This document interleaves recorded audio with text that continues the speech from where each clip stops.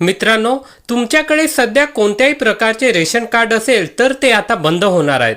तर आता नवीन digital ration card काढणे आवश्यक आहे.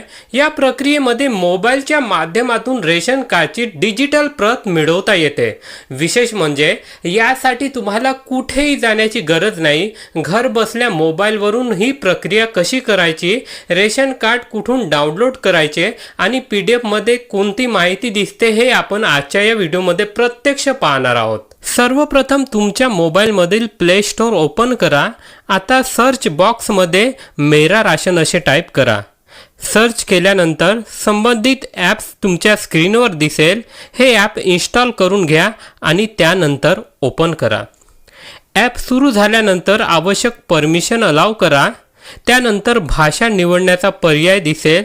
तुमच्या सोयीची भाषा निवडा आणि नेक्स्टवर क्लिक करा. त्यानंतर गेट स्टार्टेड या पर्यायावर क्लिक करा. मित्रांनो, तुम्ही जर आमच्या चॅनलवर पहिल्यांदा आला असाल तर अशाच महत्त्वाच्या सरकारी माहिती अपडेटसाठी आमच्या AB भांडेकर चॅनलला सबस्क्राईब करून ठेवा. आता पुढे वापरकर्त्याचा प्रकार निवडण्याचा पर्याय दिसेल. येथे बेनिफिशरी युजर हा पर्याय निवडा. त्यानंतर आधार नंबर टाकण्याचा पर्याय दिसेल. तुमच्या रेशन कार्डशी संबंधित कुटुंबातील व्यक्तीचा आधार नंबर येथे टाका.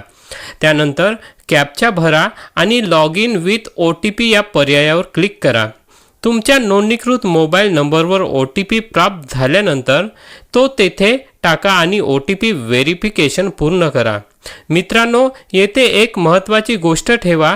तुमच्या रेशन कार्डची संबंधित ऑनलाईन प्रणालीमध्ये उपलब्ध असणे आवश्यक आहे. जर तुमचे रेशन कार्ड ऑनलाईन उपलब्ध नसेल तर आधी ते ऑनलाईन अपडेट करून घेण्याची आवश्यकता लागू शकते.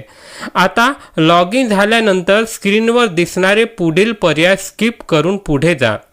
यानंतर तुमच्या स्क्रीनवर रेशन कार्डची माहिती दिसेल. येथे रेशन कार्डच्या बाजूला किंवा कोपऱ्यामध्ये डाउनलोड करण्याचा पर्याय दिसेल. त्या डाउनलोड बटनावर क्लिक करा. त्यानंतर पुन्हा डाउनलोड या पर्यायावर क्लिक करा.